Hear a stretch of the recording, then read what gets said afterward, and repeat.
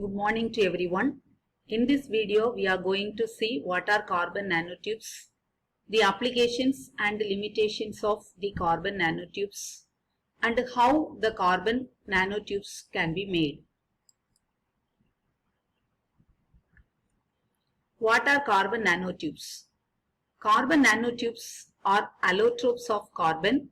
These cylindrical carbon molecules have interesting properties that make them potentially useful in many applications in nanotechnology, electronics, optics and other fields of material science, as well as potential uses in architectural fields. They exhibit extraordinary strength and unique electrical properties and are efficient conductors of heat. Their final usage, however, may be limited by their potential toxicity.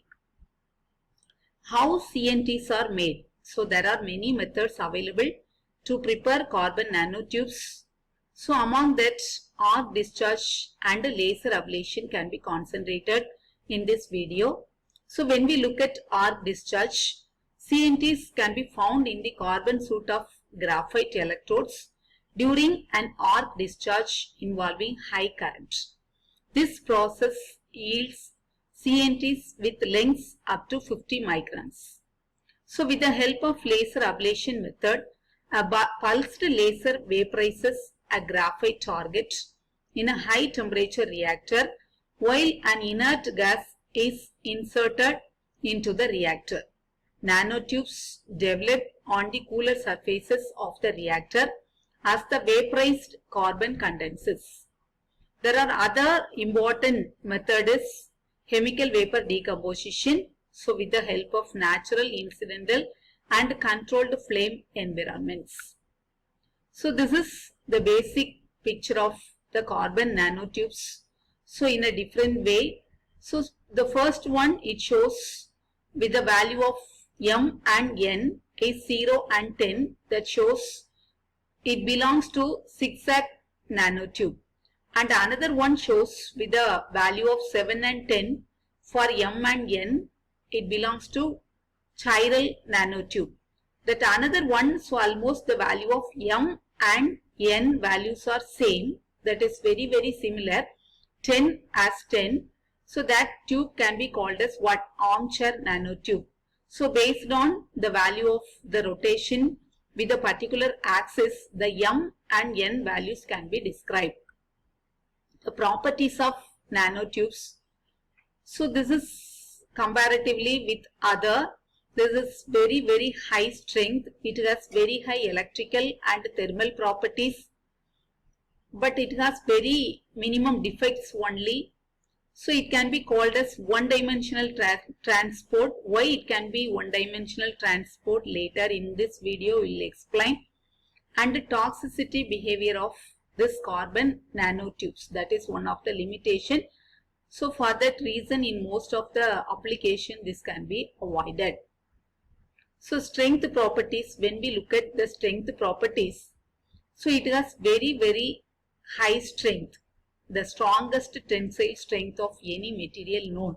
So when we compare with other materials, so in this picture, you will see the variation with only the single-walled nanotube and multi-walled nanotube and chiral, zigzag and stainless steel, and with other material, how strong are carbon nanotubes. So that's only, this is, we can see in this slide.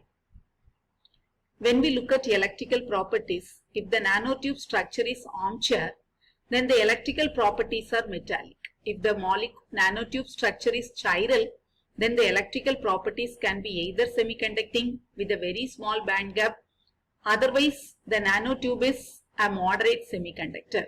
In theory, metallic nanotubes can carry an electrical current density of 4 into 10 power 3 Armstrong per centimeter square, which is more than 1000 times greater than metal such as copper. So when we go with the thermal properties, one of the important property of the carbon nanotubes, all nanotubes are expected to be very good thermal conductors along the tube, but good insulators laterally to the tube axis. It is predicted that carbon nanotubes will be able to transmit up to 6000 watts per meter per Kelvin at room temperature.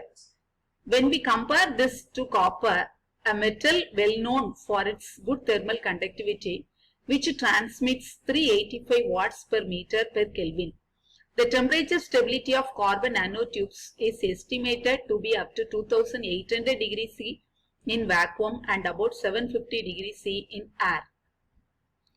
So the defects, when we analyze the defects when we use this carbon nanotube somewhere, defects can occur in the form of atomic vacancies.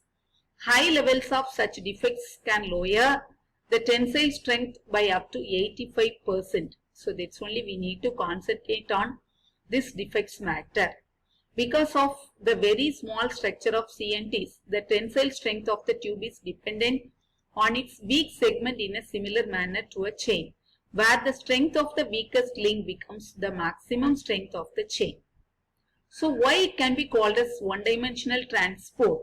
Due to their nanoscale dimensions, electron transport in carbon nanotubes will take place through quantum effects and will only propagate along the axis of the tube. Because of this special transport property, carbon nanotubes are frequently referred to as one-dimensional. Application. Some of the applications can be mentioned in this slide. Nanotubes hold the promise of creating novel devices such as carbon-based single electron transistors that significantly smaller than conventional transistor. This is one of the important criteria when we look at this carbon nanotubes. Nanotubes' excellent strength to weight ratio creates the potential to build an elevator to space. This is also one of the very important application of carbon nanotube. Quantum computing.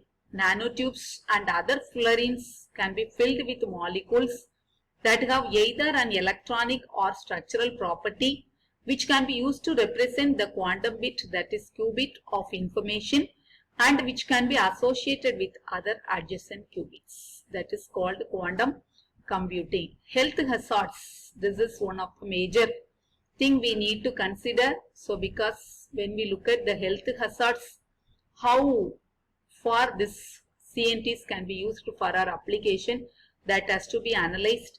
According to scientists at the National Institute of Standards and Technology, carbon nanotubes shorter than about 200 nanometers readily enter into human lung cells. That is very dangerous.